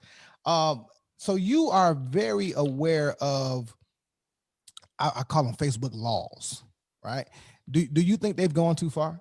As far as their community standards and what you're allowed to say and not to say, and, you know, things like that. Yeah, not even just the community standards, bro, but period. My answer is no. They have not gone too far because they're not done. They're not done doing whatever the hell they freaking doing, bro. When they apologized to us one morning out the blue for selling your info, after selling your info and telling you, you could do about it, I just waved the white flag then, bro. I waved the white flag because I knew then we were in trouble. And why is this? Because we're not going to get off social media. You might take a break from IG or Facebook or TikTok or whatever you do, but it is a safe way now to get information without putting yourself in harm's way. So you're not getting off Facebook. It's a safe way. Hold on, bro. It's a safe way to keep yourself entertained without being in harm's way. Just look at the pandemic that just passed. You couldn't go anywhere. Everything was shut down. What was 95% of Americans or the world doing? On social media, acting a fool, just making stuff up. No, they haven't gone too far, bro. But I only say they haven't gone too far because they're not done, dog. But in reality, hell, they've been bogus since the jump. They've been bogus since the jump, though. When you start being able to connect your games you play on your phone to Facebook, they start connecting everything, one app to the next app, to the next app, to the next app. You can log on through whatever through Facebook. Do you want to talk about Facebook or your email? They always give you that option when you sign up for something new. We were in trouble way back then. So maybe I'm unclear. Are we talking about their privacy standards and like the limits that they're putting on what you can do on there, like censorship? Yeah, well, I found it on Facebook. You call it community standards, like the one that I sent this morning. You got something to say every time I talk? No, I couldn't hear you. Yeah. So this morning, Yvonne Harding sent something to Amon that I thought was a fucking joke. Says Yvonne Harding's comment goes against our community standards on harassment and bullying. Here's what she said to Amon. Amon Phillips, okay, I hit a nerve because a dog cool. Yeah, that's all she said. She harassed me. Does somebody have to flag that for that to become Facebook does. No, that's Facebook. That's Facebook police. Bro. Yeah, that's why I'm saying corny as hell. Oh, is it like animal? Is it like PTA shit? I mean, there are key words, bro. Like someone in another group, bullying. Someone in another group said, "What sound would your would your sexual organ make if it made a noise?" So I put a picture of a chick in a hand, like a little chicken, a baby chicken in a hand, and they censored me. They almost put me in jail for 3 days. Yeah, that's animal. That's the animal people. Those are both animals joints. No, but their reason was nudity. I'm like, nudity. His reason. They give you the reason though. He said the reason is nudity. Amon this morning reason was harassment and bullying, had nothing to do with no damn. So it sounds to me, I mean, there's obviously not like an actual person sitting here going through things. Like this is some type of algorithm. It got to be because I never even saw the comment. You know what I mean? It's an algorithm that I guess it's keywords, trigger words, or cool. Right. Like I don't even see what she said. I know there was a few other ones. I've seen some where they be like, "Man, such and such, you ugly," with some LOLs. You know what I mean? Women like, are friends. You know what I mean? Yeah. Like women weird. are this or men are that. As soon as they see that, what was old girl name? What's her name? Yvonne Harding. Yvonne Harding, stop harassing me on Facebook, okay? Yeah. Please. Don't forget bullying. Don't bully me, okay? This is basically a censorship conversation, right? This is this conversation about what should be censored and what shouldn't, and it goes all the way back to like early newspapers, right? Like when if a person disagreed with what the local government or business person was doing, and they put out a flyer that said these people are blah blah blah, then you could be brought up on charges for inciting some type of fight against the system, right? And so censorship laws were created where you can't speak of this person, or that could be liable. And we find now with the whole impeachment of or failed impeachment of 45 that's a conversation, but it's just it's basically an age-old argument on what should be censored speech and what shouldn't. And it always comes into this idea of public versus private platform. But yeah, I don't know, man. That's weird. I didn't even know that was a thing. Hey, what do we expect though? What do we expect once we saw how large Facebook was going to grow and get and become?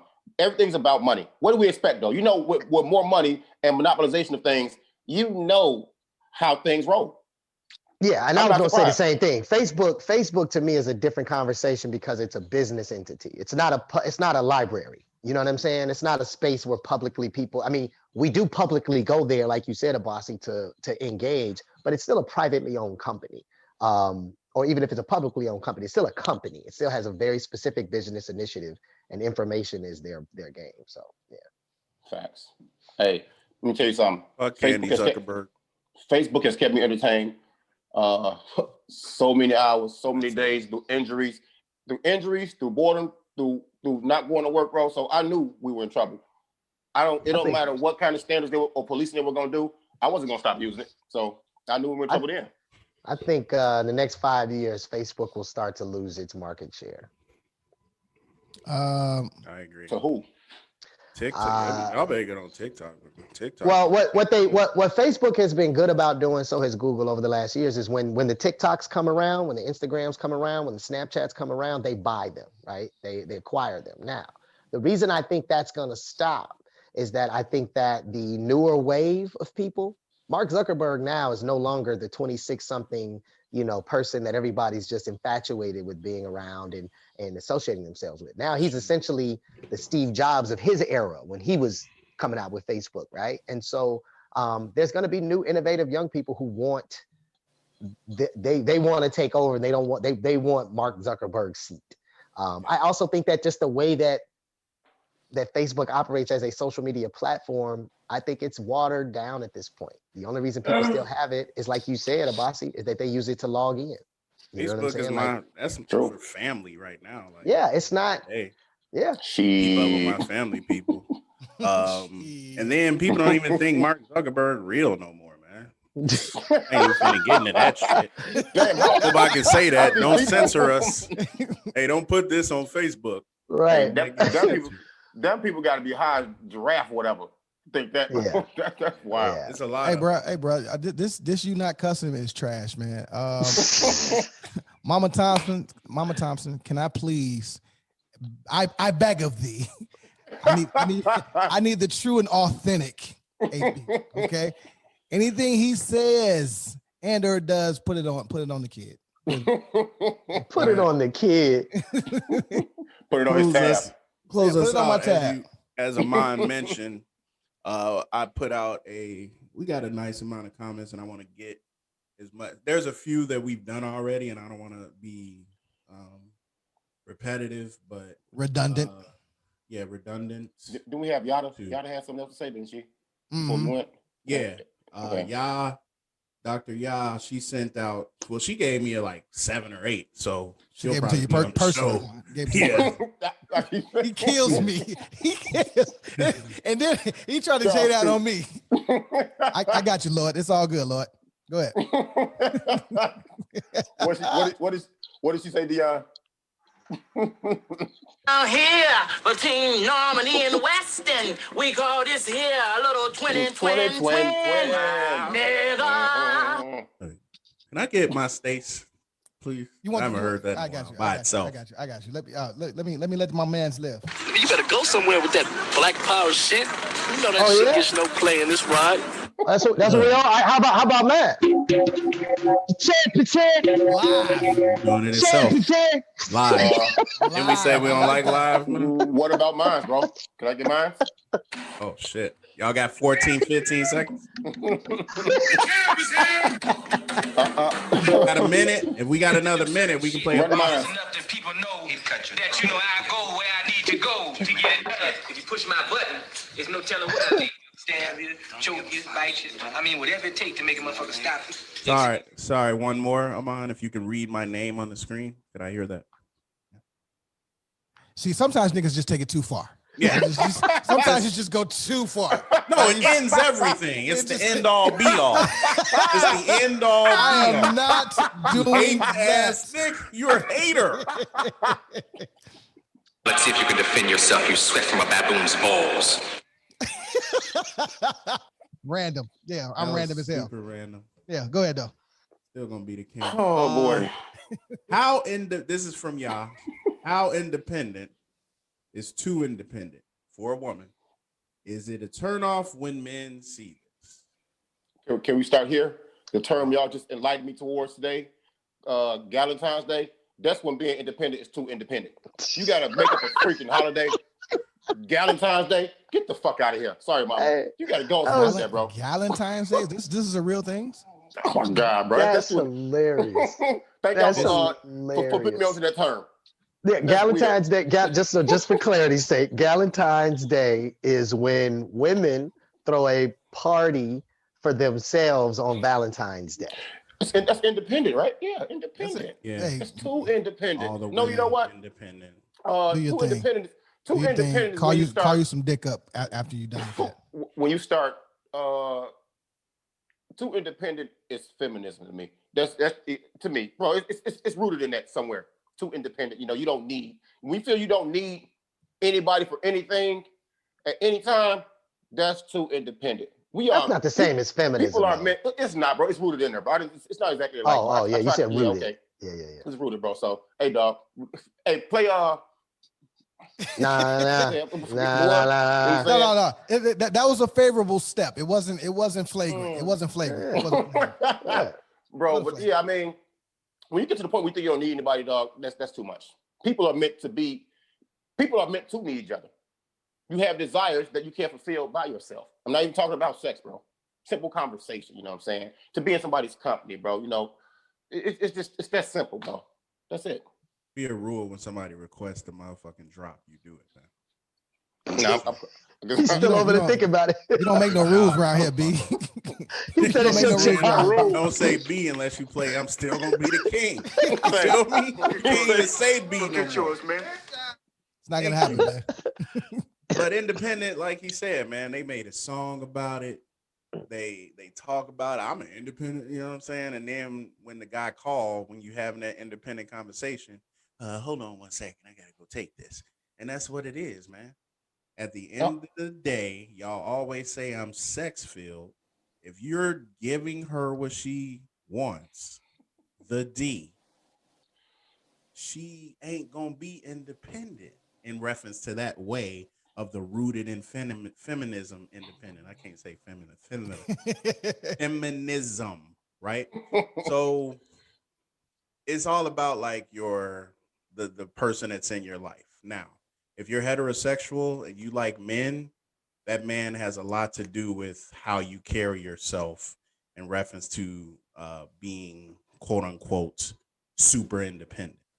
Because my wife's independent, but she respects that line that's right over it before going to the point where I don't need you, or I don't need you for this, that, and the third. They'll say it in an argument, but you get into bed and do what you have to do. It's a wrap.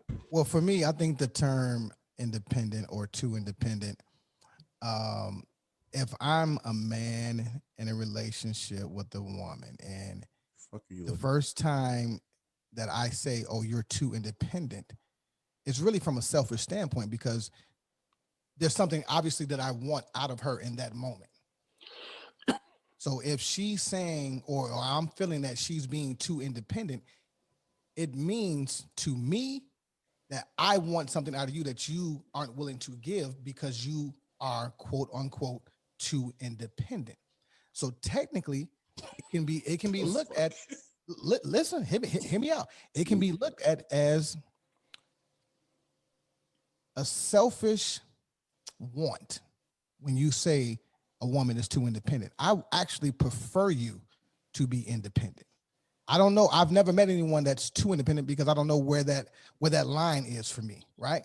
But I do know when I've requested something from a woman, an independent woman, I've been given it, right? So I've never been denied. So I don't know where the line is for me. Actually, before you trip off into a place, and I think that point was a solid one. The idea that lie to this man right to his no, because he was about to fall off a cliff. He was. That's what I'm saying. What was solid about that? Much? No. The idea that to once you arrive at whatever the line of independence is, let's just put some actual material on it. You pay your own bills. No one supports you financially. You have your own career. You make your own decisions. Let's just use those as the general parameters of independence. Once you have achieved that, right, you can't get two of that, right? He's saying you can't be extra of that because you're just going to keep paying your own bills. You're going to keep making your own decisions. So once you've crossed the line of independence, you're already independent. So being too independent is a bit of a misnomer, right? That's his point. Misnomer, good shit. My thoughts on this are that the concept of the independent woman, and the concept of independence are two different things. Facts. This idea is like, so yeah, I mean, in terms of relationship, I was the one who said that I didn't think this subject had any real merit, but that's to you, yeah. Not we didn't. No, I said that I don't think it has much conversational value because dropping names. Because that is true. Definitely. Hey, I didn't know he fucked all them chicks. He fucked all of them. Damn. Hey, We gotta wrap him next week. That's some black excellence next week. Damn. Wait, so McKinney was the only one not impressed. Hey, McKinney I and showed Amon. my wife. I'm like, I was impressed. hey, look. Yeah, I mean, them, that's the one set of receipts I never care about. Woo! But Right. But no, I'm just saying in general, man. I think that the only thing I think that where any person and women included, where you can let independence get in the way is where you won't allow somebody to help when they can. Not that you need it. When you misdefine somebody offering something as a need, and I think that's men or women. I think it actually happens more to men than women.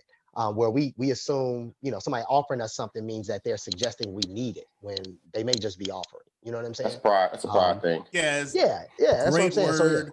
Was looking for it the whole fucking time we were talking. Women are very prideful. So if they're quote unquote too independent, y'all been together, had 3 dates, and the gentleman wants to just, pay for something. She goes, no, I got it. I don't need you for that. I'm gonna tell you right now. I'm with that. I'm with that. I'm okay with that. Yeah, I don't have a problem with that. No, I would say This nigga say something while I'm talking is getting shot. Thank you. Let me explain though. Amon knows how my sister. What? Hold up. This motherfucker stopped my whole comment to talk about the game sex life, and you gonna play the button? You cornball ass dude. I'm talking to Amon. Oh, I'm like, I did that for Dion. If you don't feed Dion's ego, okay. So you just lost everything you just did. Exactly. Oh yeah. It's a wash. That's what I do. Nobody's ever independent, bro. Wax on, wax off. Nobody's ever independent. My sister is extremely the in my words, in my opinion, the placard of independence, right? To the point of Amon knows this, like she'll do that. You could be at lunch with a guy, not me and her, just a guy. And, he's just trying to be a gentleman, so to speak. And she'll just be like, no, I don't need, but it's just, I feel like it's the delivery of it, if that makes sense. If you're like, I got this, I don't need you for that. I can see that. As opposed to, no, I can get it this time. It's just the delivery makes it so much different. And I know how my sister is. Say that again, dog. Say what makes the difference? The delivery makes so much of a difference because my sister, I know how she is. She'll do. I don't need you to do that, and I don't think she means bad by it, but that's just her delivery. Her delivery sometimes does not, show what she really means, so it kind of fucks her up in what she's trying to do. Well. You talking about your sister or you, bro? My own. Oh, you can say me too. It's fine. All right, yeah. I know my delivery fucks a lot of people up, but I mean, at the end of the day, you got to be who you are, right? See, that's true, man. But INDEPENDENT. He got his own. He got his own. Hilarious. I ain't got nothing to say. He has his independent threw me off. This little Willie threw me off. You know what the name of this show is? Shut the fuck up. STFU. Name that show. Nah, man, it's all good, bro. I mean, it's how people receive things that a lot of times makes the difference. If the delivery's fucked up, I can only receive it one way. And if the delivery's, just normal, so to speak, and I still receive it the wrong way, then that's not on the person delivering the message. You know what I'm saying? That's on me for receiving it the wrong way, pause. You know what I'm saying? Let me ask you this, Abasi. If a person has a bad delivery and they try to work on their delivery and then they're looked at as what's wrong with you? You know what I'm saying? Like, what's wrong with this guy? I'm looking at you right now. Yeah. So I'm looking at you right now. It's a matter of how the deliverer changes it and how that delivery is accepted. You can't tell yourself you've changed. It's the person receiving what you're saying. It has, oh, you know what? That's different. That's on his. You know what? I see an improvement. I see him trying. With you, dog, I think it's at the point where I was gonna say this earlier. It's at the point where this is not the couch. This is not the couch, man. It's not the couch. Hey, fuck both of you light skinned motherfuckers. You think that being who you are it's a defense for you. it's a defense, bro. Like you think you're being attacked because I remember at one point you thought McKinday screwed his face up when you said things when you watched the show. Then the next you thought that I objected or challenged everything you said. I'm like, I didn't see McKinday twisting his face up. I know I don't challenge everything you say because the word challenge in itself, the way you use that makes it seem like you're above or you're in charge of something, bro. It's like no, the word in the diction, your verbiage, bro, throws a lot of shit up. Like yesterday when I texted you, and you text back, bro. Okay, this is the couch. All right, this is the couch. Okay, cool. Shut the fuck up. I know you ain't talking to mine. So you must be when I asked you a question and you said, well, obviously, I gotta do your voice too. Well, obviously, Texas isn't your strong suit. You could have kept all that, bro. You just asked the questions or not that was necessary at that time. It was not necessary, dog. It wasn't. See, that's what I'm saying. You can't say you changed if you said no. I didn't say I didn't. In episode 32, I'll go back to the stats. Amon said that he sees a change. That's fine. That's good. I said that. I didn't say shit about myself. I said I'm trying. Saying that someone is trying doesn't mean, hey, I changed. That's a totally different statement than saying the effort is noble. Changed. You know what I'm saying? That's all I'm saying. Now, there's nobility in effort, now my delivery to Amon might be totally different in reception to my delivery to you, which is why I said, hey, maybe me and you just gotta did I invite you to guess do what? Shut up, Amon. Did I invite you to do EC Sports? Yeah. Yep. I invited Babasi, and this is me trying to change the narrative to do EC Sports so we could have a better, situation. So we're on level 1, man. Once we get to level 5 corner convo, we'll get off the couch now and we'll let you know. Thanks for joining us. Then we hit Tom Skills. The terrible ass Washington Wizards are busting Boston's ass, bro. Look, at the end of the day, man. Man, the fuck up. Finish that shit. Man, that's one thing that you do a lot, and you kind of disregard some of the topics we do. Stop with that shit, bro. No, man, a man is not less of a man if they talking to each other, bro.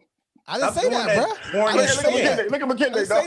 You do that shit all the time. Like for all of our corny, listeners, bro. For all of our listeners, this is us showing you how to communicate, right? This is us bearing our soul. This is us bearing our soul.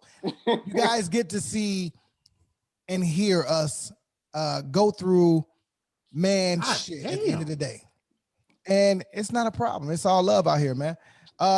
Just have progress without the process. Exactly. Just some super random shit. Hot pockets or pizza rolls. Is this going to be your thing every week? I'm gonna go pizza roll, bro. I don't like pizza rolls because they quicker, they less messy, and they saved my life in college. Let me stick to food. Pizza rolls for me. Yeah. Pizza rolls for me. Rolls. Dion, what's your fat ass getting? Y'all fucked up, bro. Hey, also delivery. How's that delivery? Let me do food, bro. Get your Google. No, it's not about. Hey, pancakes or waffle? Ain't Jemima or Mrs. Butterworth? Which serve you guys using? The shit out of here. I like how your version of Amon's version of your voice. You know what I'm saying? You know what I mean? Yeah, that was your version of Amon's version of your voice. That's not his voice. That's his corny ass fucking whatever that is. Voice. That's funny as hell.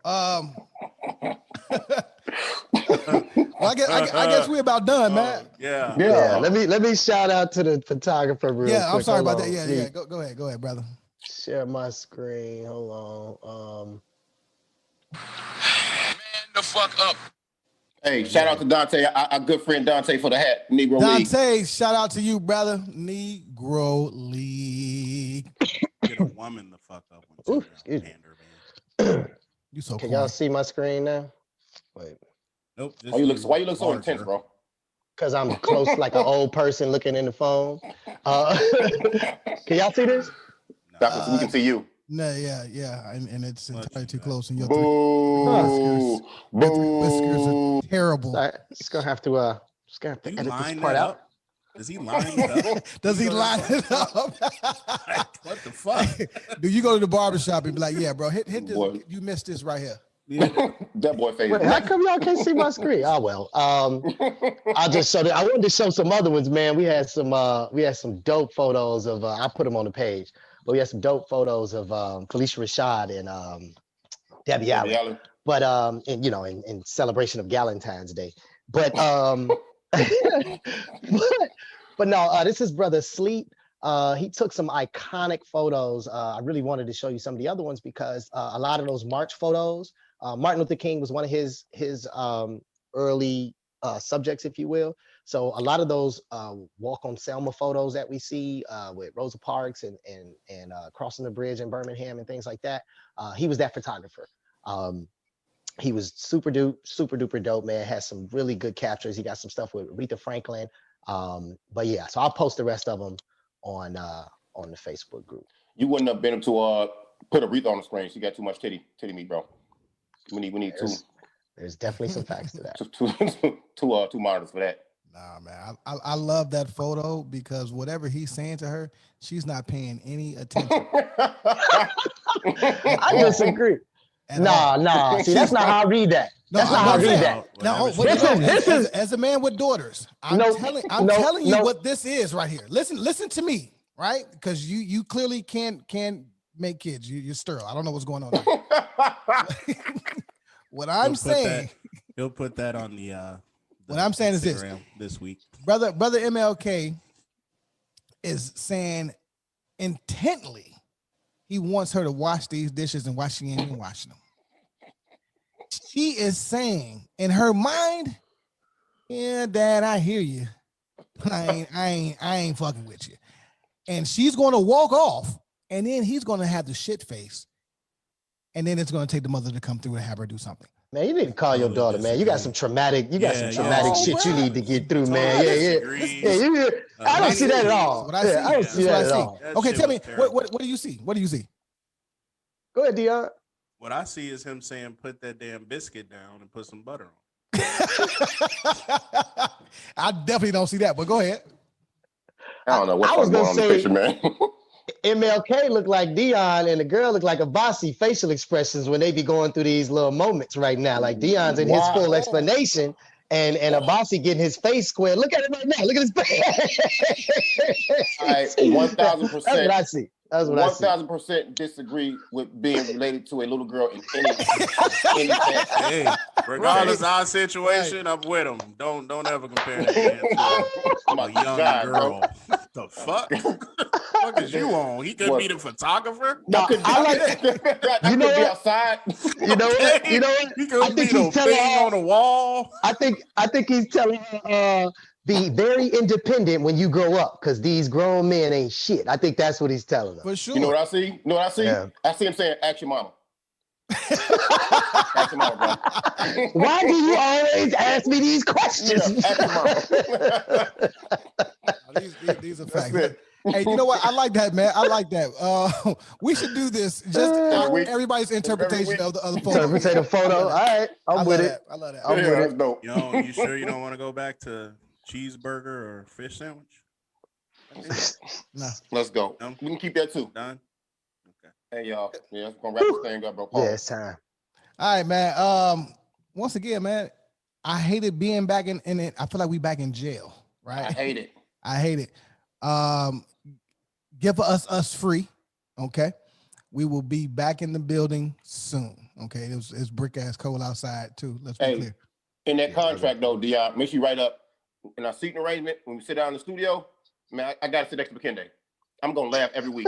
I'm gonna laugh every fucking week, man. I got you, bro. Gotcha. Yeah, and send them joints over. I gotta have my attorney. All I did was light skin, black skin. Yeah. Yeah, email. Can you email that shit, bro, so I can at least look at it? Yeah, we're gonna do it now.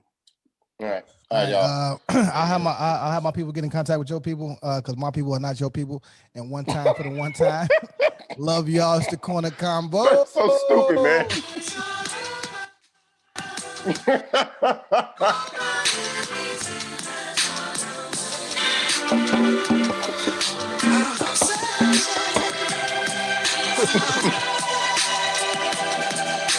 Oh yeah, man, it's all good. We out. It's the corner.